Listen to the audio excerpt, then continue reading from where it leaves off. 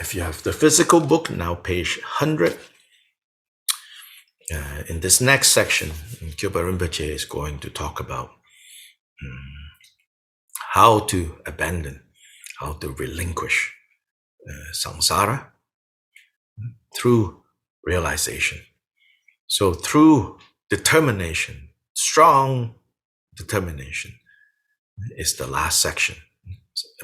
Relinquishing samsara through force, now to relinquish samsara through realization.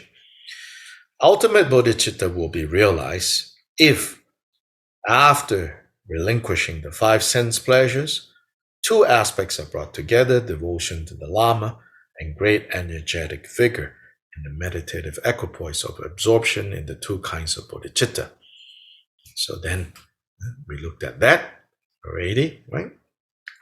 Then this quote from the Hevajra, which is basically another way of talking about this realization of emptiness. So particularly here in this section, this quotation emphasizes how the interdependent nature of subject and object as it pertains to the experience of the sensory world. So no sound, no hearer, no smell, no smeller, no taste, no taster, no touch, no toucher, no mind, no mental factors. And their relationship is this kind of interdependently arising, and therefore without essence. So for someone who has realized, who understands, who sees fully the nature of their mind in this way, then samsara is relinquished and the path of nirvana is actualized. However, for those who have realized the nature of mind in this way, but haven't realized formation. So what is going on here? Possibly what Kyoba is saying here is, even if you understand your nature of mind as being empty, that experiences arise due to the interdependence, the momentary interdependence of, I consciousness and an object of I consciousness is present. And so then, a moment of seeing takes place. Even if you understand the emptiness of that, the lack of intrinsic existence to either the subject or the object or the field, if you have not seen how mental formation arises, how mental formation works, then the ensuing consciousness is such that afflictions and the various conceptual thoughts arise with fixation on concreteness. Here, this fixation is not like our ordinary fixation per se. It's actually talking about the fixation that very advanced meditators may still have. Compared to our kinds of fixation, it looks as if they don't have any fixations. But compared to the Buddha's complete lack of fixation, even these very advanced practitioners, even these very advanced bodhisattvas, what happens is that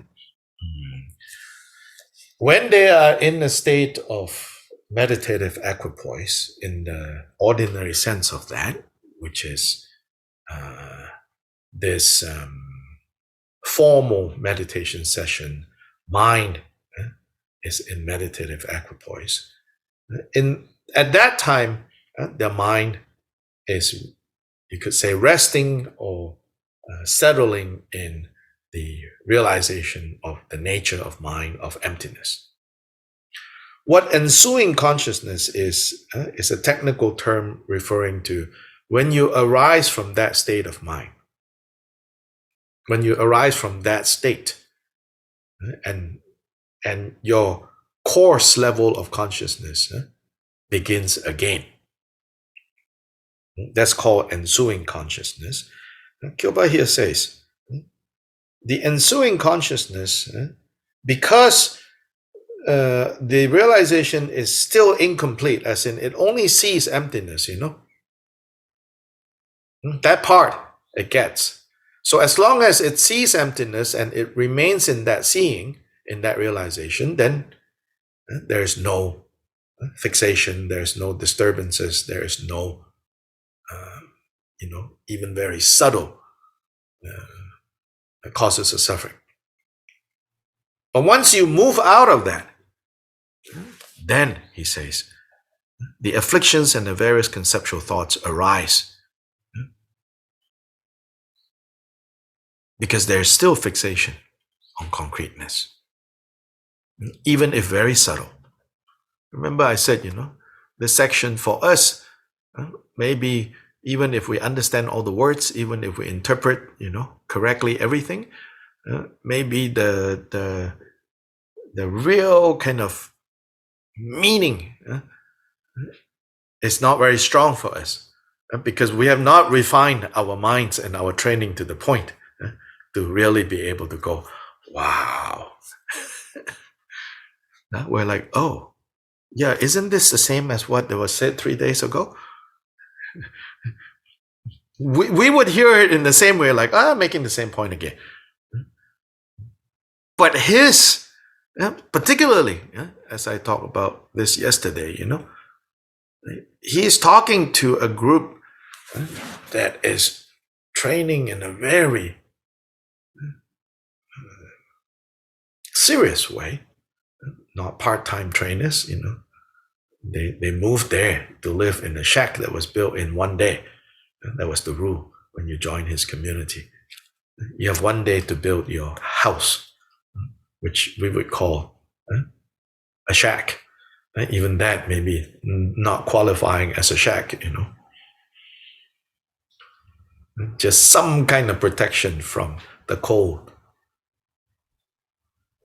and the sun. Very extreme weather, up there.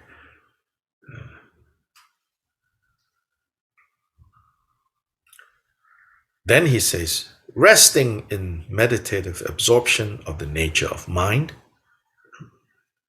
is the state of freedom from elaboration. So when you're resting in this meditative absorption of the nature of mind, which is that mind is empty, then that is freedom from elaboration. So here also he's using some vocabulary that is very much known and recognized within the Kagyu family, especially the way Gampopa taught how to distinguish the stages of progression in one's meditation. So, for example, there are the 4 yogas that Gampopa explains the progression through these 4 stages that he teaches. And freedom from elaboration is the second, as the footnotes here tell us, of the 4 stages that Gampopa used. And so Kyopa's audience is quite familiar with this. So Kyopa here says, resting in the meditative absorption of the nature of mind, on emptiness, that is at the stage of freedom from elaboration. But even at that stage, the ensuing consciousness, meaning when you come out of that, then very subtle fixation on concreteness will still happen. In Master Gampopa's teachings, he says that in the stages of freedom from elaboration, the ensuing consciousness will arise with fixation on concreteness during the least one. So here, as the footnote explains, so Gampopa has these 4 stages, the 4 yogas. Then within each of these stages, he further divides them into the lesser, the middling, and the greatest. So more kind of subtleties for each of the stages. So in explaining the second stage, he says, There, according to Gampopa, as long as you are in the formal state of meditative absorption, meditative equipoise on freedom from elaborations, yes, during those moments, whether it's for an hour, 2 hours, a day, 2 days, even 3 days, if you can be in that state, or like Saraha, right, Nagarjuna's master, 12 years, although we don't know if he was in the freedom from elaborations or one taste or anyway, that idea. And then immediately, right, when Sarah arose, fixation on concreteness. Where's my radish curry? Right?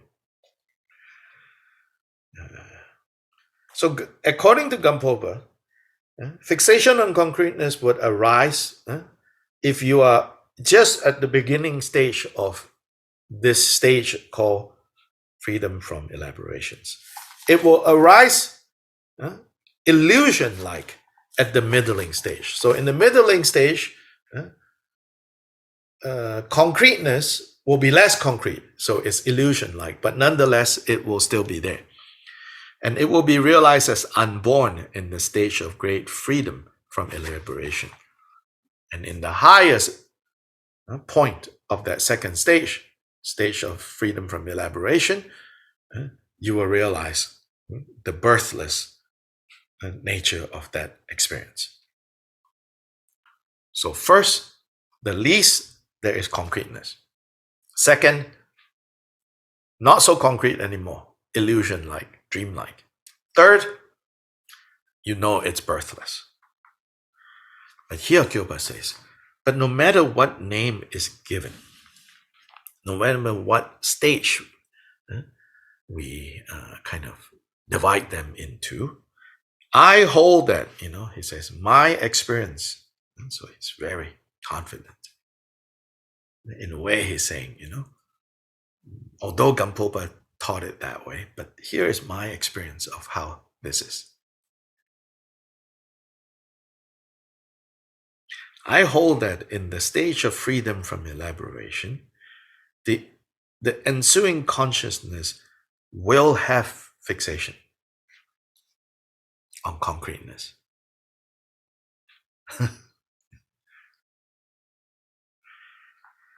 When meditative absorption in this freedom from elaboration is entered again and again and enhanced through devotion to the Dharma, afflictions and discursive thoughts themselves will be realized as unborn mahamudra.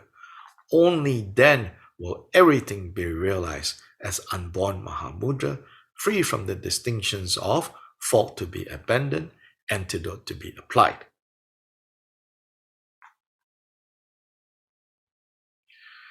So here what he seems to be saying is, as long as we still have the now resting in meditative equipoise, now resting in meditating absorption, and now coming out of it.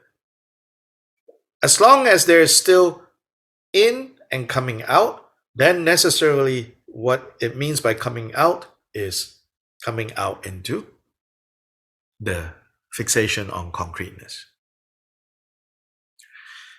But here it says, but when you go into this realization of freedom from elaboration again and again and again and again, and then enhanced by devotion to the Guru, this is the magical part, so to say. Don't know what to explain here, except to say, he says, your devotion to your Guru, when you do that again and again and again, and as a result, your afflictive emotions, your mental defilements and discursive thoughts, you begin to see more and more and understand more and more, and therefore relate to them more and more as the birthless mahamudra. Only then, when you are no more switching back and forth between meditation and post-meditation. I think we've talked about this before. Now, only when your practice has taken you to this level where there's no difference, right? no like, oh, I'm in and then now I'm out. Only then will you have this without fixation on concreteness.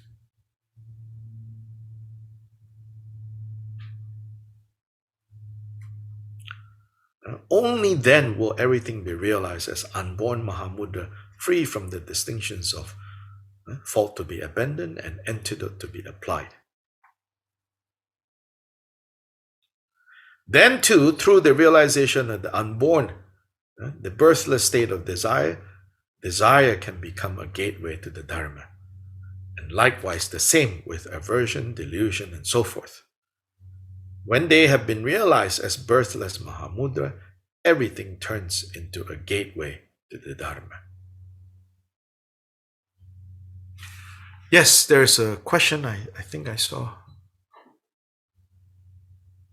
Yes, maybe? Oh no?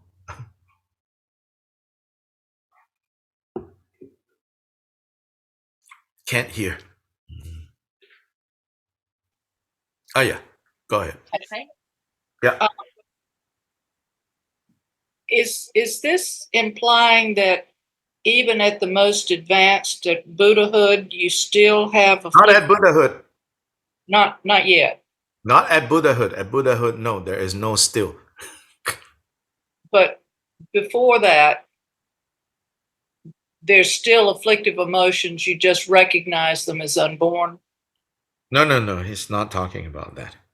Here, that's not the emphasis here. Here is talking about as long as there is formal, there is still a distinction between meditative absorption, equipoise, and ensuing, next coming out of, then you will still have fixation on concreteness. That's the main point here. So that as long as there are two different stages, so to speak. But at Buddhahood, you're always in meditative equipoise, and so that's not relevant. Buddhas are always in. Okay. Yeah, and it's a different kind of equipoise. And obviously, we're not talking about, oh, they're in equipoise, so they can go have lunch now, which is the normal understanding, saraha, and afterwards I need curry. So there is still a distinction between those two stages. Right? On the level that I think maybe you and I can understand, and probably not exactly, the full import of this, very hard for us to just talk about. Yeah. We're just talking nonsense in a way, because these are instructions for meditators. And so it's a very refined level. His audience would go, yes, we know exactly what you're talking about. Yeah. So they're also not put in a position of judging, oh, you are more right than Gampopa. Meditators will recognize, Gampopa says it this way. Now our teacher says, it's this that you need to understand. And so they're like, oh wow. Yeah. So they get it, right? So again, I say, then on the level that you and I can get still, again, not claiming that this will be the full import, I think, is talking about, for me, you might have incredible realizations when you are meditating, or even when you're reading and thinking, deeply. Oh wow. And usually it's about, right? Usually it has to do with, oh, feeling so good now. Of course, all beings are Buddhas. Of course, everything is just fine.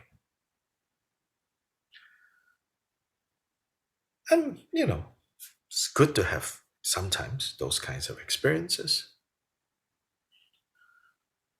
But then when you step out of that, whether because you have to go to work now, or you got tired of sitting there, as long as, right, you have to step out and you say, who decides? Well, you decide, right? And it's like, okay, then I'm going to step out now. Then the minute you step out, and everything like, where did that go, So here he's emphasizing until, right? These two states have become one. One whereby no matter what, at all times, the birthless nature of all phenomena is not intellectually, but deeply realized. Then it's still not going to work. You're not there yet. Then don't forget also here there's an emphasis on to be able to see how mental formations arise. So that there's also an emphasis of it's not enough to just see the emptiness side. You also have to see clearly the arising of confusion side, both sides. Yes, Anitsumo. Yes. I'm thinking about our mindfulness, breath work that we're working on, and then the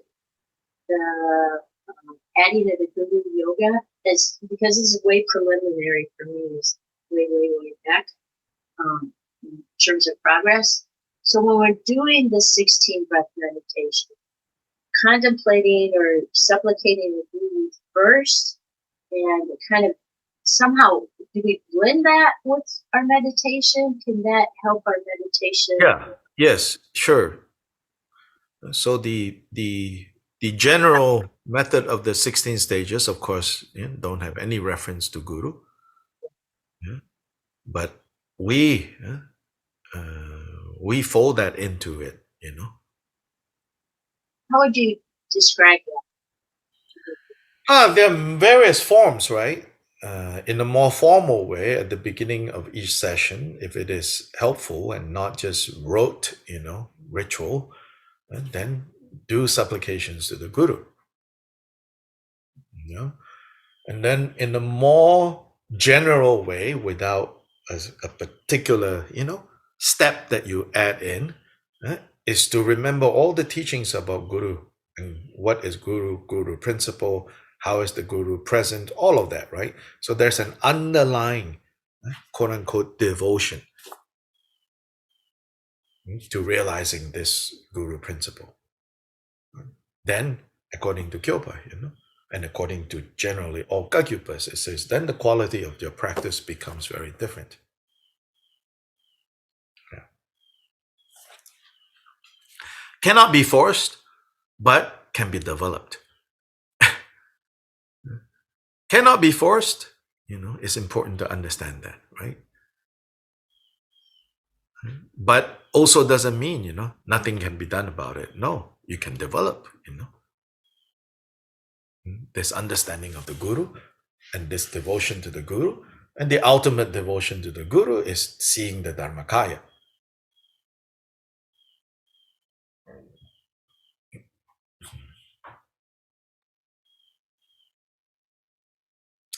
Yeah, as I said in the last few days of looking at this section, I'm sure the translators had a challenge in trying to translate this section.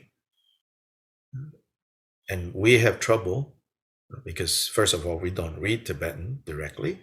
Then we have to rely on the translation. But we have trouble. And we need to understand that it's understandable. Because 2 days ago, I talked about, different ways of writing and communicating.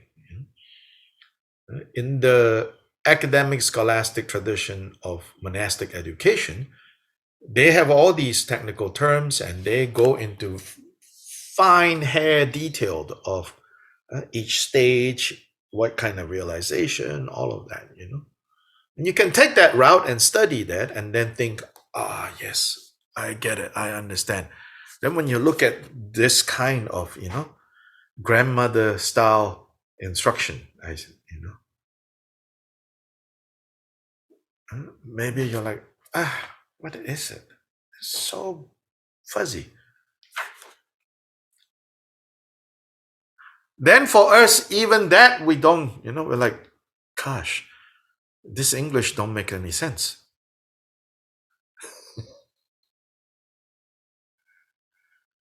Yeah?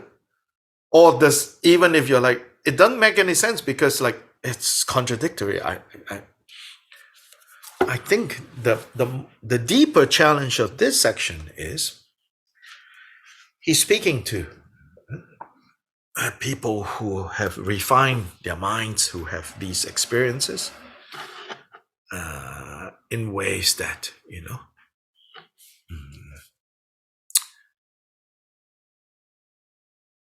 that we will, have a hard time trying to fully get it through words. The next section, the dependent origination, and they are really, really very, I think, profound. So we're not going to start that today. So the next section is talking about dependent origination, genuine and false. Then he will first talk about the false ones. Then he'll go into more detail about the type of dependent origination that we should work on understanding and work with, and basically live our lives according to an understanding of this principle. The false one, just to kind of anticipate what will come, the false one is basically the word dependent origination is tendre in short. So tendre has this, if you want to say, a more philosophical use of this word, which is sort of, which you could say is the way that Kyopa Rinpoche is using it. But basically, for Kyopa Rinpoche, right, to talk about dependent origination is to talk about karmic causality.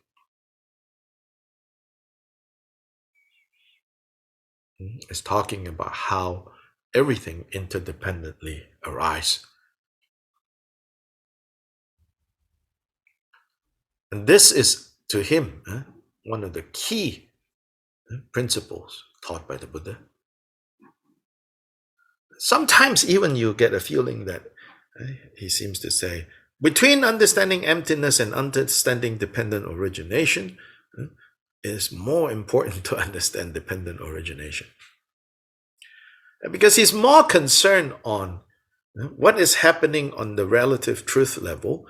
Why? Because happiness and suffering is something that takes place in the relative truth level. On the ultimate truth level, whether you realize it or you don't realize it, things are already as they are, which is free from elaboration, without fixation, blah, blah, blah. Sounds really magical, right? Illusory, like, la, la, la. It's like, actually, nothing we can do to damage that or to improve that. So where it really matters is on the relative level, because suffering and happiness is a relative level problem. So if on the relative level, you just walk around, oh yeah, it's all empty. Yes, it's all Buddha. Oh yes, it's all. And then left and right, we're creating suffering. Because you don't see how mental formations erupt. You don't see the dependent origination that brings about samsara. You can walk around feeling like, oh, everything is good. Everything is great. Everything is emptiness. You're okay. I'm okay. Everything's okay. But meanwhile, right, causes of suffering continuously being created. Then the results of suffering continuously come.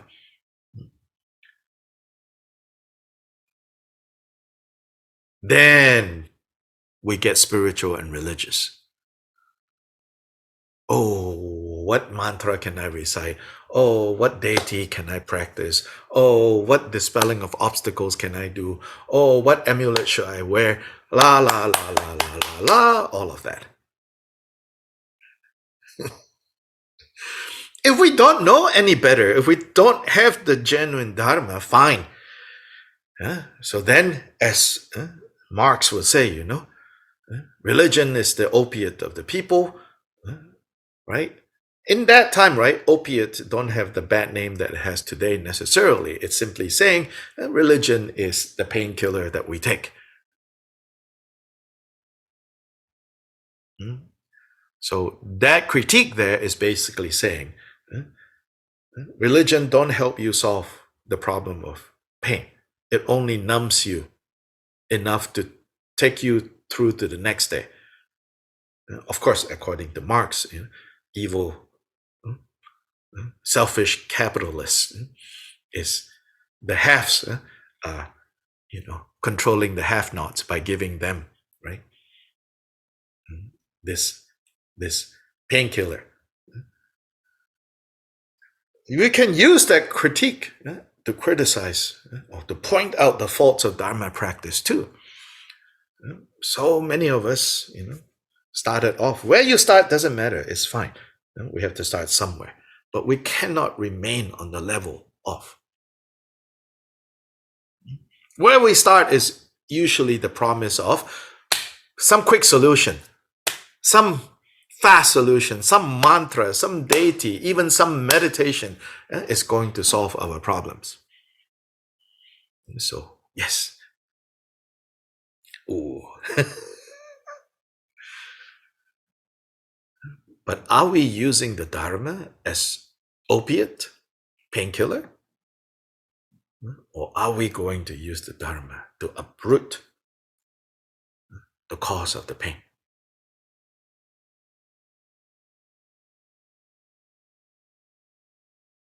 That's really important. So in that section on dependent origination, Gilbert Rinpoche, he says, there are people who do all kinds of funny things, usually very bombastic. And there he's talking about the Tibetan scenario. These days, I think we would call this like parlor tricks, like televangelists, healing people, this, that, doing, fantastic movements, war and there and then, and then temporarily, well, people feel, oh, I'm healed, I'm good, this, that, He says, that's all. Because that also Tibetans call it tender. And they say, oh, some great Lama, he just woke up and then he slapped that person in the face. And then, 2 days later, the person got well. And Kilpa sort of criticized that. He says, this kind of showy, bombastic behavior, for the most part, is just people, charlatans, taking advantage of you. He says, real masters with real realization, they understand interdependence, with genuine understanding of interdependence. There's nothing showy necessary. Right? Just picking up a rock and moving it from here, a pebble, moving it from here to here, may be all that is necessary for them to solve a problem.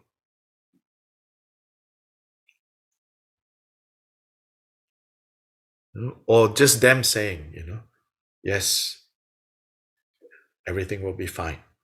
Just these words like that, if they really have power of realization, is often sufficient to pacify someone's, temporarily help pacify someone's suffering. Ultimately, that person still needs to work out their problems. So next couple of sections, really. So anyway, as I said, after tomorrow, we'll take a break because I'll be on the road. It'll be a little bit hard to do this. Also, I'm lazy, Once I'm on the road, I say, it's really challenging to do this. Mainly, it's like, it's getting lazy. So you also get a break, for 2 weeks. And then we will restart for 2 weeks in May. And then after that, I'm gone for 6 weeks again. Lazy, really hard when I'm on the road to try to do this. So anyway, lazy or not, let's do dedication for today. Chanchu sem churim poje ma ge ba nam ge gyurje ge ba nyam ba me ba ya gong ne gong du be wer shu.